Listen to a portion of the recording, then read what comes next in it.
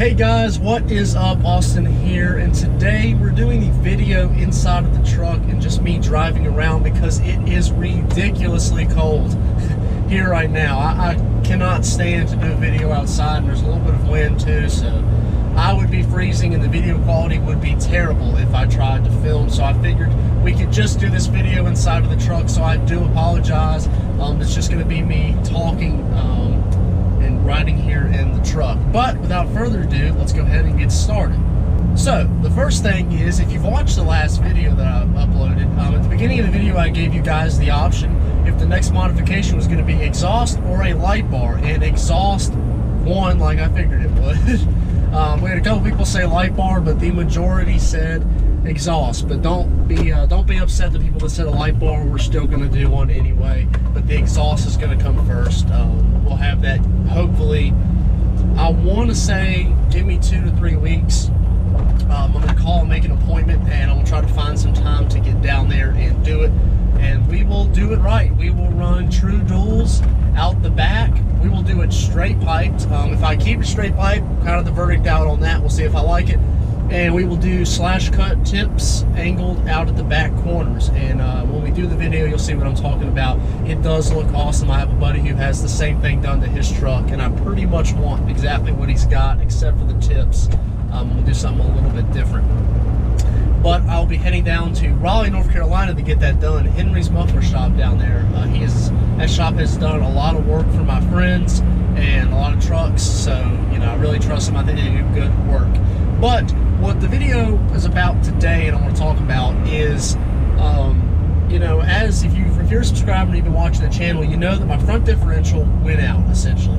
It was growling, howling, making a terrible noise. The CV axle, you can move it around. The bearing was shot. So I took it into the shop right before Christmas, and that's kind of why we had a lag in videos. It was in the shop the week before Christmas, and he pulled the diff out and tore it apart, and the gears were fine, but almost every bearing in it was gone. It was bad.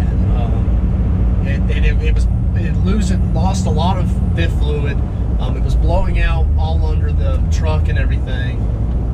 So, it was really time to get it done, and I'm glad I got it in there when I did. The same guy that did my transmission rebuilt the differential for me, but once he got it rebuilt, which was not the hard part, and got it put back in, we realized an issue that I did not realize beforehand.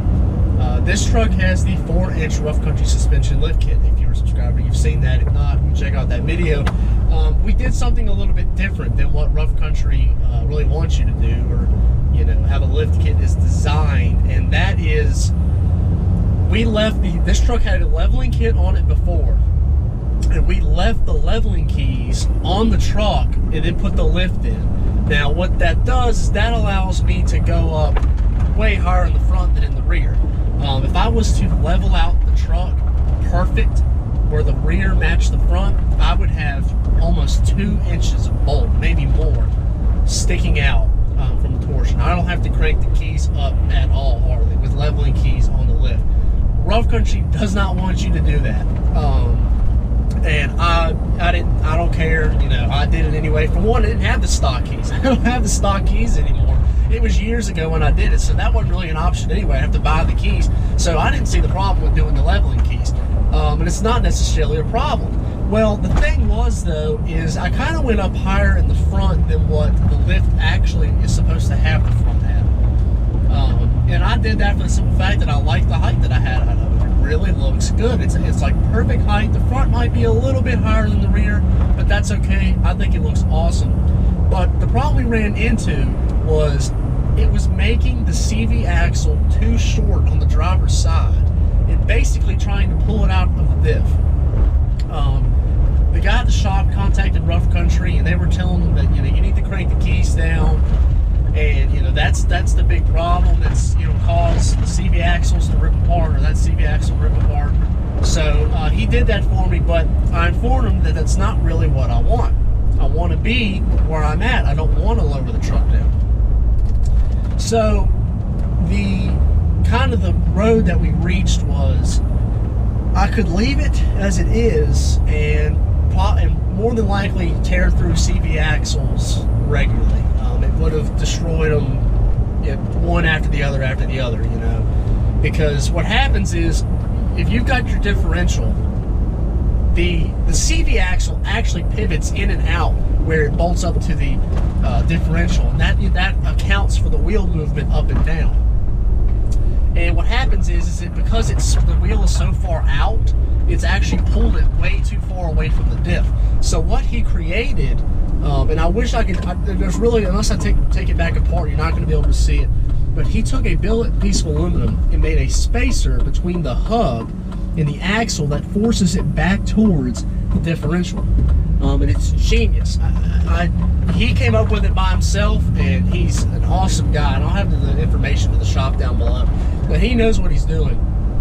And that allowed me to go back up with the truck and not worry about it being too far out of the differential. Now, don't start freaking out and thinking that if you buy this lift kit that you're gonna have the same problem. The only reason I'm having this problem is because I have leveling keys with the lift kit. So that's why I have these problems. It's not due to the lift itself. So you will not have these problems with the lift kit. It was me trying to get more out of the lift than I was supposed to get. And I paid the price for it. Somebody asked me what it cost to rebuild the diff. I don't really know exactly what it costs to the exact cost to rebuild the diff, but the cost of doing the differential and doing the research and fabricating the part to make sure that I can do leveling keys came out just under $1,000. That is a hefty price tag to pay for the differential, and I have spent a ton of money on this truck this year. Between the $2,500 transmission and the $1,000 differential and the other stuff that has broke this year, I am now it's 2018. Happy New Year. But 2017, I spent thousands of dollars on this truck, and I have never ever spent this much money on this truck. But the last video, 302,000 miles. It's to be expected when you get a truck of this age and have that many miles on it. So I'm not really upset. It's all right. Everything is great now, and I don't have to worry about it. So I'm very happy about that. So if you're thinking about doing exactly what I did and going to load your leveling keys on your lift, be warned, you might have that same issue. So you might get away with it, you might not. But I did some stuff to try to prevent me from having any problems with this truck, because I daily drive this truck and I don't want those kind of problems. So that's really about all I've got for you guys today. I apologize for the lag in videos between Christmas and New Year. It has been a busy time for me, both with work and family. I was trying to split the time that I usually take to do YouTube. I was spending with family. I do have a job, and when I'm not in school, I work full time. I'm very busy. So trying to juggle a regular YouTube schedule while I'm working full time, and especially around the holidays, is near impossible for me. But everything should get back to normal, and we should be able to do 2 videos a week like I was doing. The channel's growth was amazing in 2017. I want to thank all my subscribers. You guys are awesome. You made the channel. You know, it was all you guys. We're just under 1,000 subscribers, I think. I think we're up in the 900s when I made this video. So I'm really looking forward to that 1,000 milestone. And maybe I'll be talking about a 10,000 milestone by 2018. That would really be awesome. But I appreciate everybody's support. Thank you for watching. Videos will be back up in regular schedule starting this week, 2 videos a week. So make sure you comment, like, and subscribe to the channel. Check out all the other videos we got. Got a lot of cool stuff coming. Take care. Have a great day.